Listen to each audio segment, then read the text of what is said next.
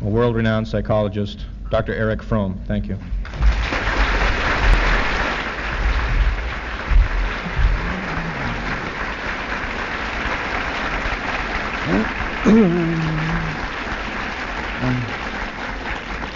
Thank you, Mr. Lawton. Speaking about the spiritual problems of affluence, we have to remind ourselves first that really we are not quite as affluent as we believe to be. The fact is that about a little over 40% of the American population has an income not higher than $3,000 a year per person or $6,000 per year per family. Well, that of course is affluent. If we compare our situation with that of India, we have about 30 times the per capita income of India and about 8 times the per capita income of Mexico. But nevertheless, we are not quite so affluent, but there's every reason to believe, unless we blow ourselves to pieces by nuclear war in the next few years, that we shall be in a few generations a truly affluent society. And then you might ask, are there any problems? Isn't that all we want? Are we not on the way to it? And what about the spiritual problems of affluence? The more the better, and we are happy.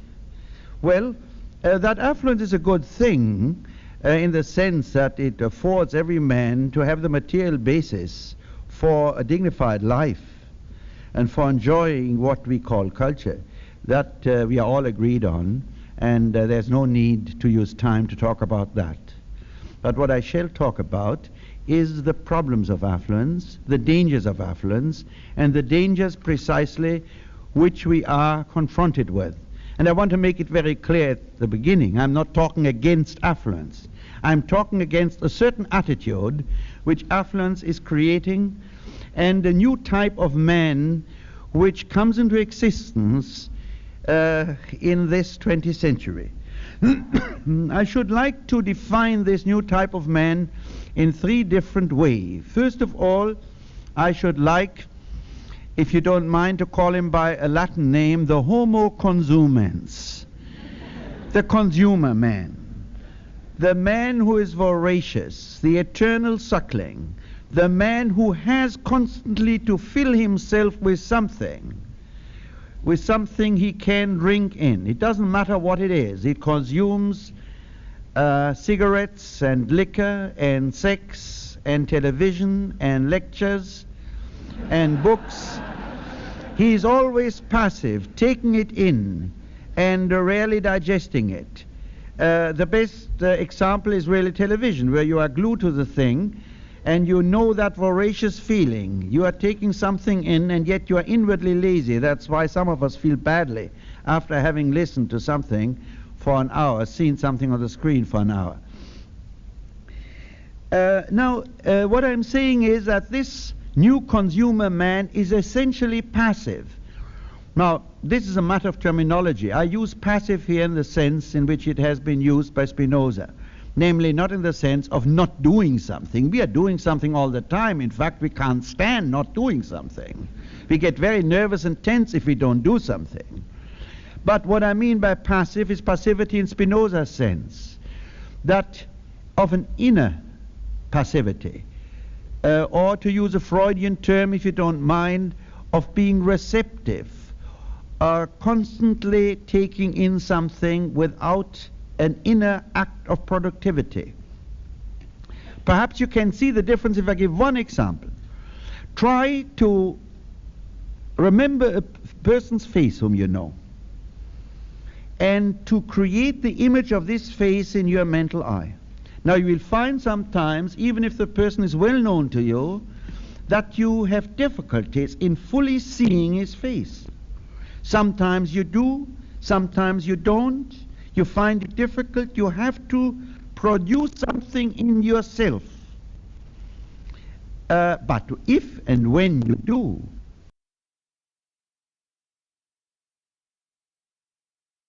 because becoming aware of oneself, observing oneself, is something which interrupts the usual rhythm of always being busy. Now actually, behind this front of the homo consumens, of the consumer is a man who is anxious, alone, frightened, and somewhat depressed. The poet Auden called our age the age of anxiety, and I think he was right.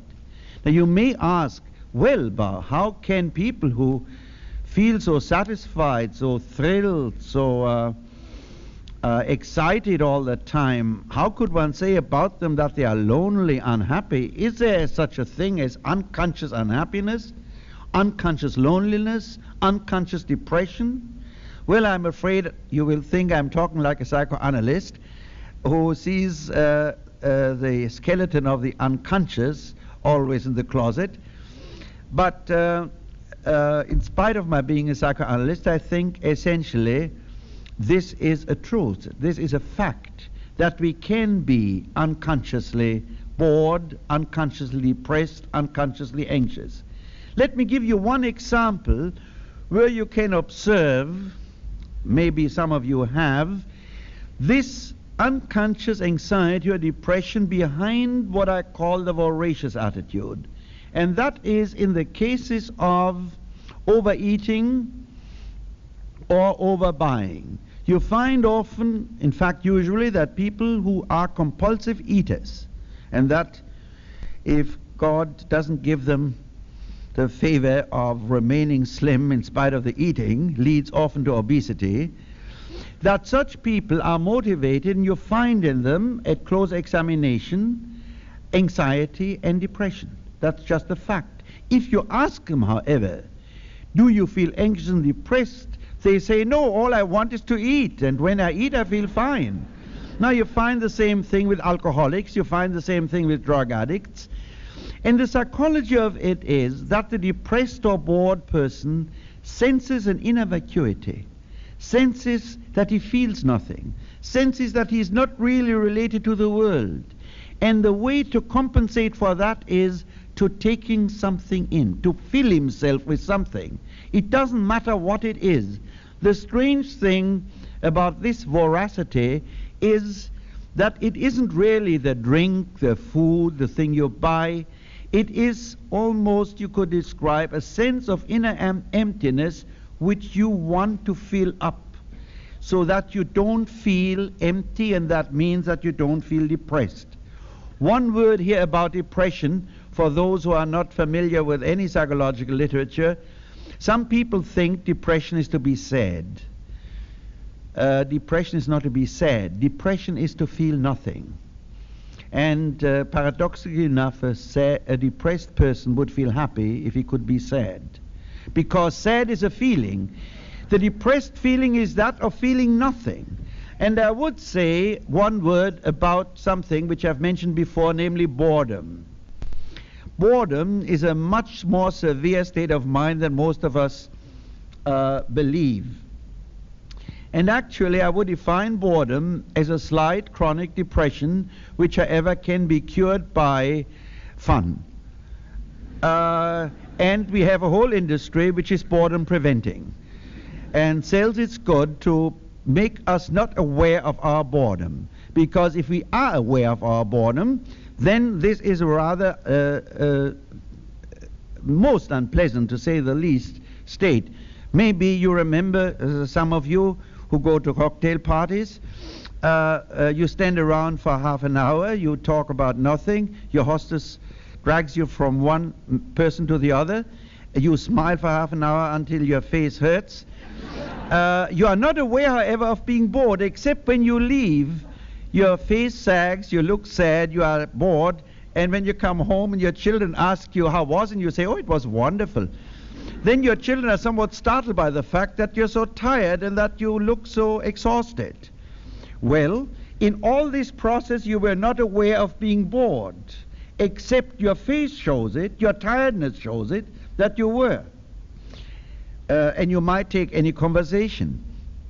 You might think that's just fine, except you notice that after half an hour you're terribly sleepy. You think you haven't slept enough, or you take some pep pills because you think there's something wrong with your organism. The fact is, nothing happened in that conversation. You were not really communicating. Neither were you listening, nor was the other person listening. You were just exchanging records.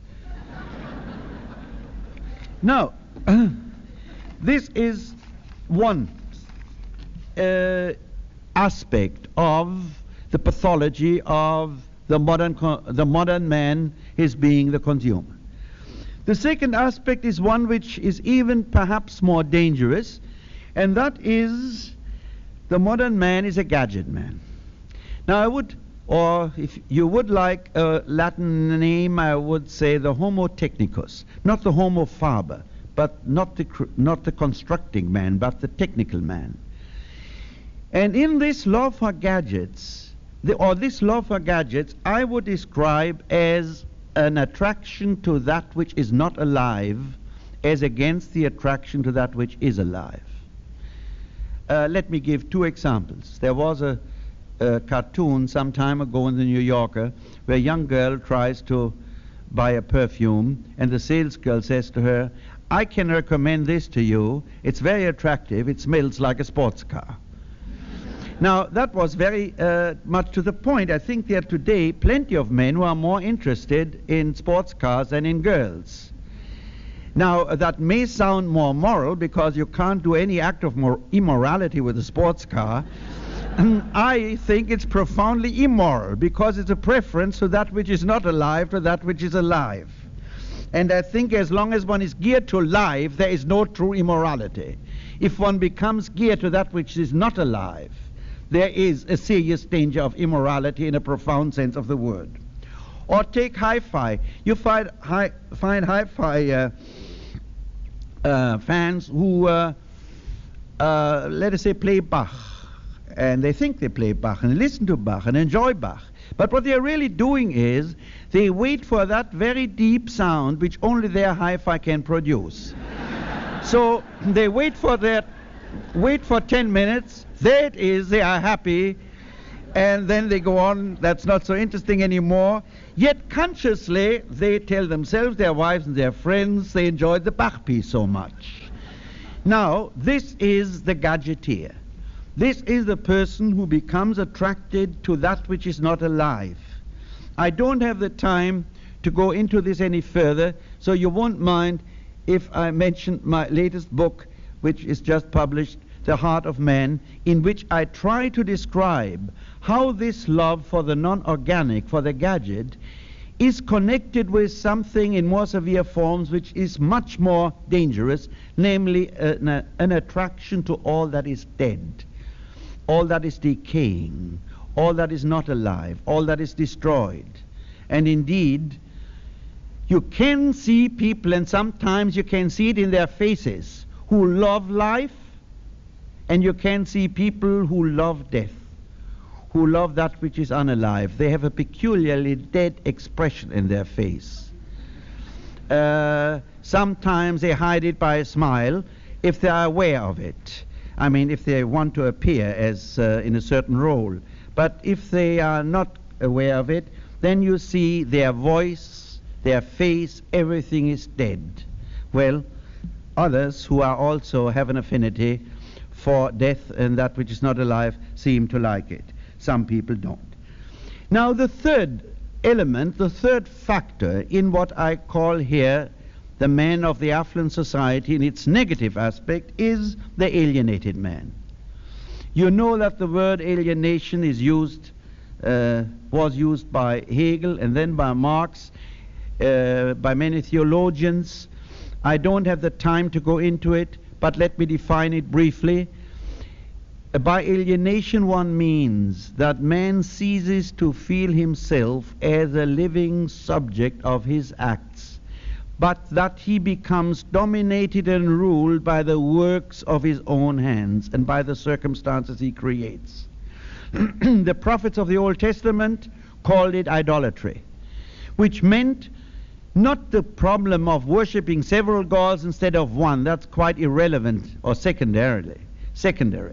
What was meant by idolatry by the prophets of the Old Testament is to worship things rather than God who is alive. And that's why the prophet says you worship idols. They have ears and they do not hear, and they have mouths and they do not speak. They are dead. And if man worships things, he transforms himself into a thing and he becomes dead. Man becomes a prisoner of that which he creates, and there is no more significant and tragic symbol of alienation in modern times than nuclear weapons. Here are weapons which we have created. Here is a use of nuclear energy which is perhaps the greatest expression of the capacity of human intellect and human reason. And yet we here in the United States and the people in the Soviet bloc, we and the whole human race is ruled today by these nuclear weapons. Nobody wants war, and yet we don't know how to get rid of them. We have created them, and yet they dominate our lives, and we just try frantically to see that we are not eventually destroyed by the domination of the very work of our hands. These three factors, the homo consumens, the homo technicus, and the alienated man, I think are the most significant, dangerous elements in the man which we see which develops in the affluent society. And of course we know that many of these needs have been and are being created artificially by the industry, which needs to sell its boredom-preventing goods by the means of advertising. Our appetite is constantly whetted. We are constantly brainwashed to consume more. When it happens somewhere else, we call it brainwashed. When we call it here, when it happens here, we call it well-adjusted or benefiting from the advertising and so on. But it doesn't really matter. We are manipulating our tastes. Tastes and needs are developed which are artificial tastes, which are not genuine human needs, but which are artificially created human needs. Now, if I say this, you will ask, well, but what is the difference? Can one have a criterion for that which is a genuine need, or that which is an artificial and really synthetic need? Or is there any criterion to differentiate between, if you permit me the simple language, between good needs and bad needs? Do we not have to say, something I want, well, if it doesn't harm anyone else, that is fine if I can get it. But nobody could question that what I want and the need I have is a good thing. You find many young people today at the age of 16, their main wish is a motor scooter, or if they have richer parents, a sports car.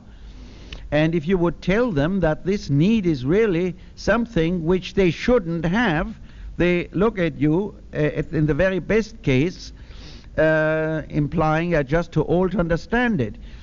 Now you might say to your young son in that case, one motor scooter, one sports car? Why not two? Why not three? Where do you finish? Why do you set the limits here? Well, then he might get thoughtful, rather than if you tell him that's bad. Well, so I'm not speaking pedagogically here, because I want to make a point clear, namely to raise the question, have we any way of distinguishing between good and bad needs? Well, strangely enough, we do that with regard to certain things. We are all agreed that drug addiction, alcoholism, or even overeating is not a legitimate need. We all say, yes, you like that, but it's not good for you, and we all agreed on it. That's not good for you. And in fact, we would forbid advertising of drugs. We would frown upon, perhaps, advertising of overeating. But so we advertise how you can eat without getting fat. But at any rate, these examples show there is a certain agreement that there are some needs which are really harmful, in spite of the fact that the person who wants to take drugs is as convinced as anybody can be convinced of God that that's what he wants. that this is something which is his desire, and he feels it's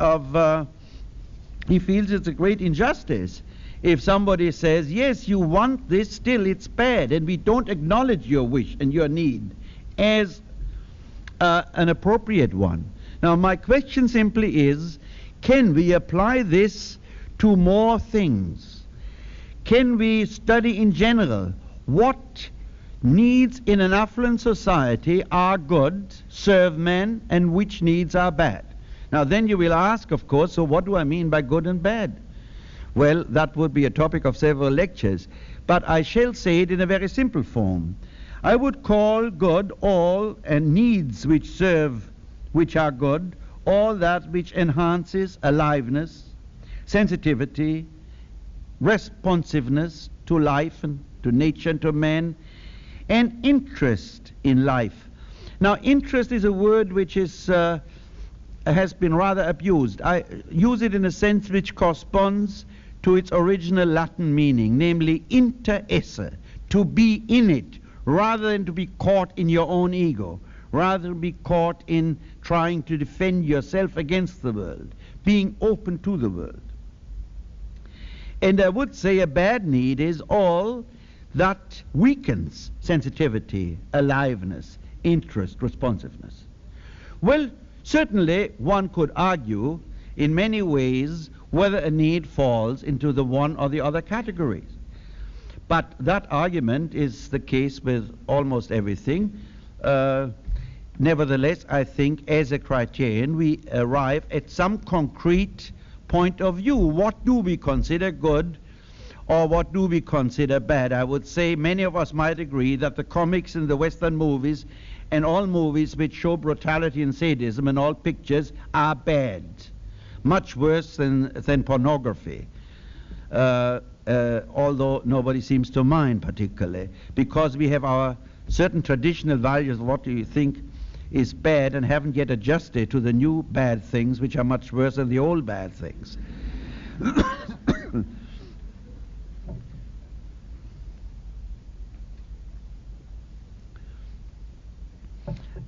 Altogether, I would say, and that's all I can say in this connection, I think the man, we in the affluent society, should seriously at least consider and think about the question that we may create things for reasons of profit of those industries which create them, which are harmful to man, and that is not only drugs, and that's not only liquor, even though that is freely advertised.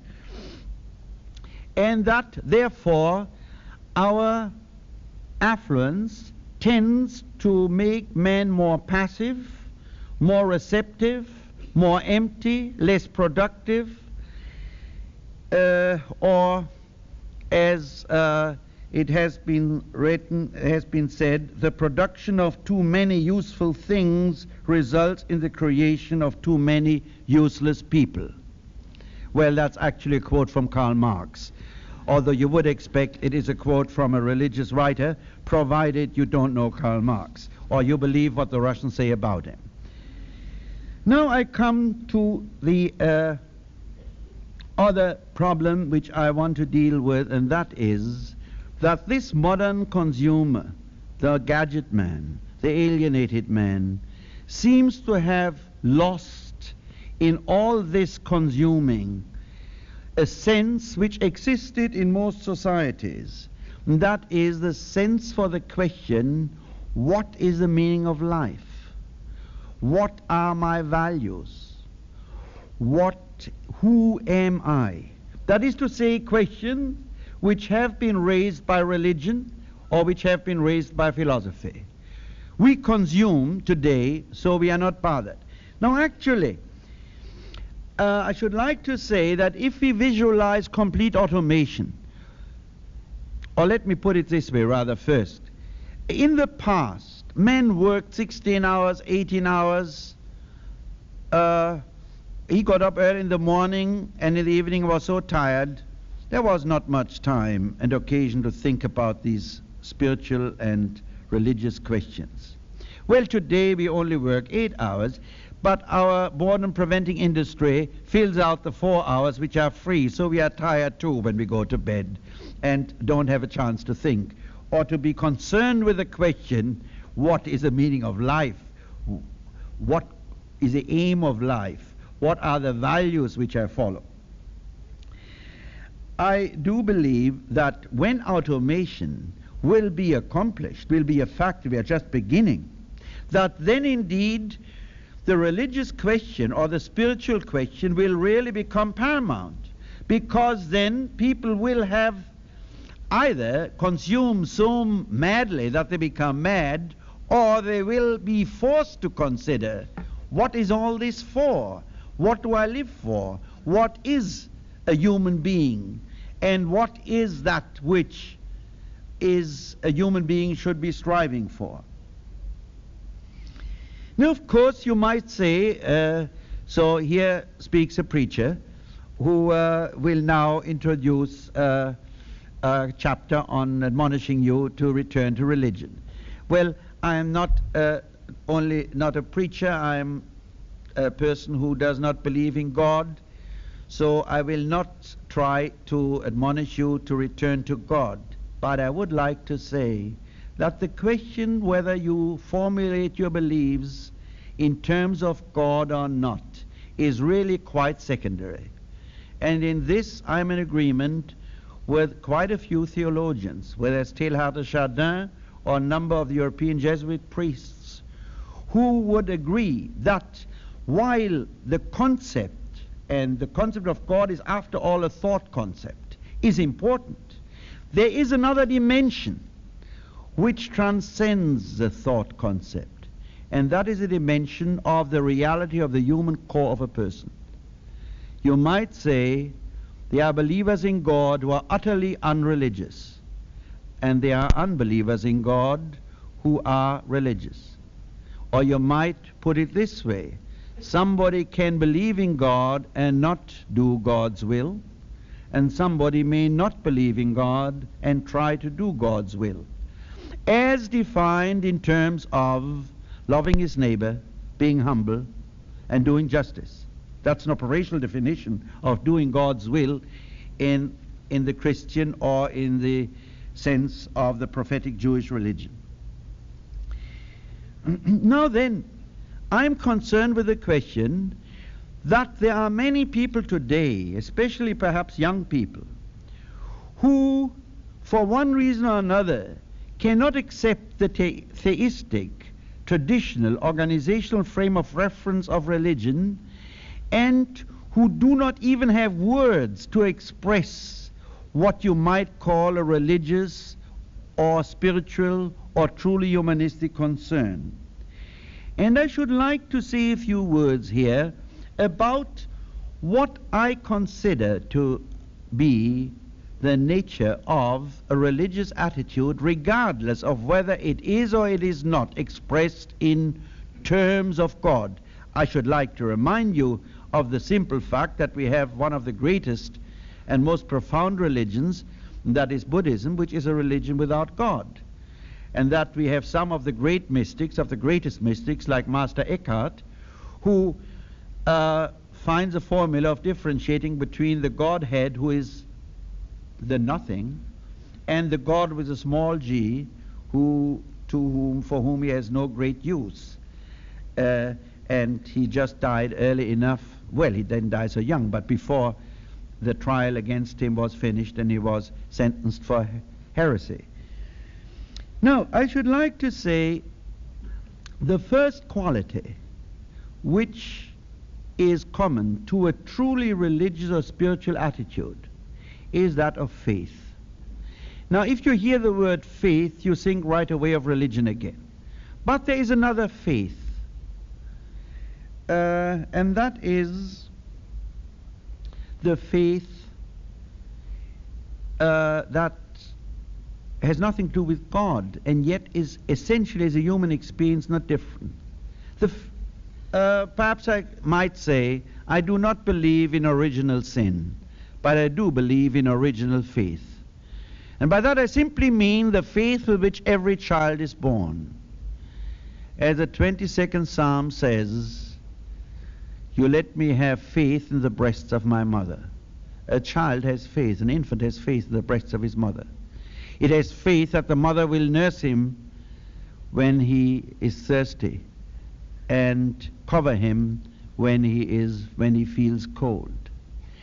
The child has still faith that people mean what they say. Now, we are all accustomed, being older, that people lie. We are not surprised. Some are more and some are less surprised that people lie even in your face. And that they not only lie with words, but they lie with your face, with their faces. You can lie with your eyes, you can lie with your upper part of your face. A little more difficult to lie with the mouth and with the chin. That's why it's better usually to watch the mouth and the chin rather than to watch the eyes. Now, for a child, this is a shattering discovery. Who would have thought of such a thing, that a person says something and doesn't mean it? That father smiles and is very friendly to the lady who has come to visit, and when she has left, she said, "What an awful bore," or worse things. And the child is confronted with a new discovery which shatters its original faith, namely that people mean what they say. Well, it is very worthwhile to study what is the history of anybody's faith, how his faith is shattered, and how it is either reconstructed or how it remains shattered, and then you have the complete cynic. In fact, more than the cynic, the person whose faith has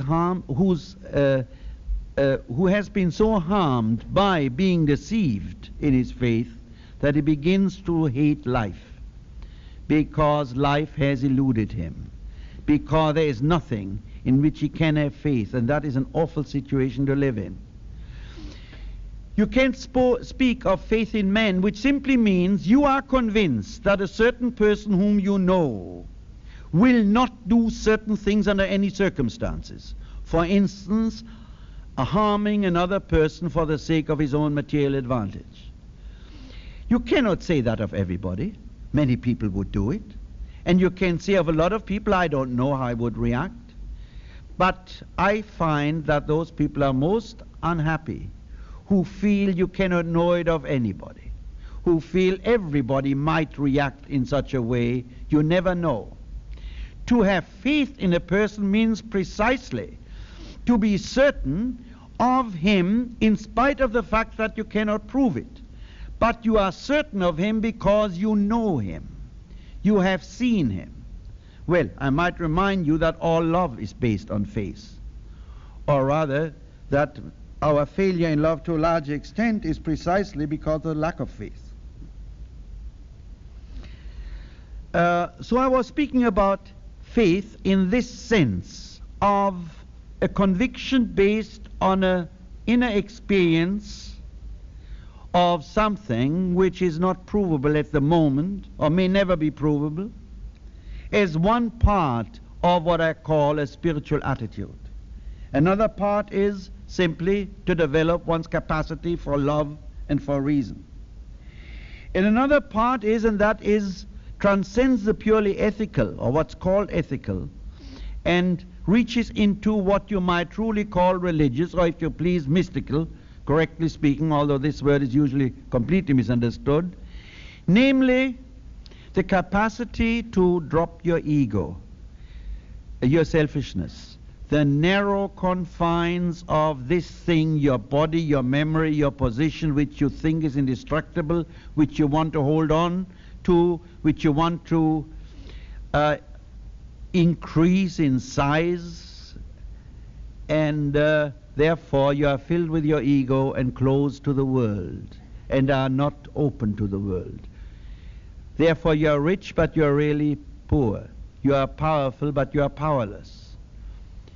Now this concept of being completely open to the world is an old concept which you find in the prophets, you find it in the Gospels, you find it in all mystics, Buddhist and Christian and Jewish. To us, to the modern consumer, this sounds a peculiar thing because it does precisely the opposite. He tries to make his ego strong so that he is a powerful man, has a great position, has at least a car which looks like the car of a powerful man, fills himself up with things all the time, and doesn't know what it means to be strong precisely because he is open and lets the world enter into himself, receive it, and therefore being related to the world. And eventually it is part of what I call the spiritual attitude to take all these things as the most important things in life. I think the trouble with most people is that they have no priorities, or they're confused about priorities. On Sunday they think this, and on Monday they think something else. Real vitality and energy is produced by one thing, namely to be concentrated on that which is most important. There's a beautiful book by Kierkegaard, with the title of which is Purity of Heart is to Will One Thing. Now, most of us don't will one thing, but many different things, and a person might even be more vital if he has really decided to will evil completely and exclusively, rather than the person who is constantly undecided whether he wants the good or whether he wants the evil, because his energy is just worn out by the inner conflict. Now, what I am saying here is simply that it is an essential part of this attitude which I described here, to be aware what I want, to choose my values, and in the spiritual attitude this would be to choose the values of integrity, of love, of faith, of reason, of courage. Now, there's one more thing implied in this. If you want to do this, you have to become suspicious of words. Everybody can say anything. Nothing easier than to talk about virtue or God. Words are nothing but sounds, unless they refer to reality, and this reality is only shown in the actions of a person, in his total personality. This reality is rooted in the very core of his personality. Perhaps I could illustrate it with an old Jewish story, where a man is asked why he visits the rabbinical master, and he's asked, do you do it in order to hear his words of wisdom? And he says, oh no, I want to see how he ties his shoelaces. Well, in tying his shoelaces, a man shows probably more of himself than he may show by words. There's a lot of talk these days about God, and God being on our coins and what not. And the question is, you never come to grips with the reality of spiritual experience, of what I call here the core of a spiritual attitude, unless you do not become suspicious of words. Unless you don't know what the Zen Buddhist calls that after all a word is only the finger that points to the moon and not the moon. And if you are concerned with the finger, you will never even see the moon. And today I think one of the great dangers, of the most important dangers, is that people are prone to take words for realities. And that's why they are impressed by words. Children are much better at that. Primitive peoples are much better at that, simply because they don't know yet so many words. But we, and education contributes this too, we take words terribly seriously. We take thought concepts so seriously. And the whole point is that if we do that, we miss the realities. And the reality of a man is not contained in his words, not even in his concept, but only by studying what is the relationship of his concept to that which we can see in him as an inner reality. Try and practice. Sure, you see some people where you know he looks insincere. He is insincere. You can't prove it. He hasn't committed any crime, and yet you can see from his face that he's insincere. But that we see only in the most in the crudest cases. You can develop your practice, your experience in this, by watching, and then you will watch more the mouth than what comes out of the mouth. And words and concepts are the least reliable source of information about the reality of what another person means. To sum up, what I've tried to say is, I think we are confronted with an alternative, which is either to go on with empty consumption, gadgets, alienation, and God knows what will happen to us. I think we'll become so frightened and anxious that out of sheer fright we might then end up in nuclear war, if not for other reasons. Or what we do is then what some people do, simply deny the fact that we are the materialistic consumer by pointing out the Russians or whoever else are, they are the godless people, they are the materialistic people. That is one frequent way of not coming to grips to the fact that we are godless, that we are materialistic, that spiritual values have really no traction, no weight as motivating factors except with a very few. I believe that our problem is that we either go on this way and then affluence will have been a curse, or we go on in another way, and that is try not to trust words but to go back to the true experience of what our humanistic tradition is and to a human reality. I think also we have to make certain economic changes to stop that influence of consumption which manipulates us today, but there's no time to talk about that. Certainly there is no way by going back. If a mother has a 13-year-old boy and this boy shows all sorts of problems, and she would say, oh Lord, if he were only 3 again, then he wouldn't have these problems. Well, if she could have her will, he would be psychotic. And the same holds true of society. We can't go back. That is simply a pipe dream. But I think we can go look at our society and see we need the kind of production we have today. We need a centralized production. And the question is, can we have centralized industrial production which does not lead to materialism, which does not lead to complete extinction of individualism? To put it more concretely, can one, for instance, produce cars without the executives wearing the same suit and having all the same opinion? Or is it necessary, is this degree of conformism necessary to produce a good car or to produce good shoes? I don't believe it is necessary. I think it is possible to keep our method of production and at the same time to revitalize that which is the essence of our world, of our tradition, and that is the values of humanism which I've tried to talk about.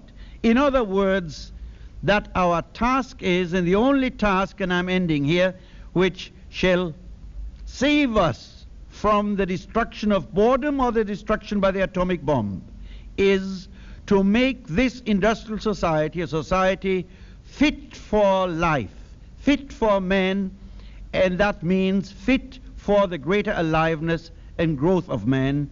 And what we have to do is to have some faith in man and to have some imagination of possibilities which exist, rather than to be so geared to the past alternatives that we don't see any new ones.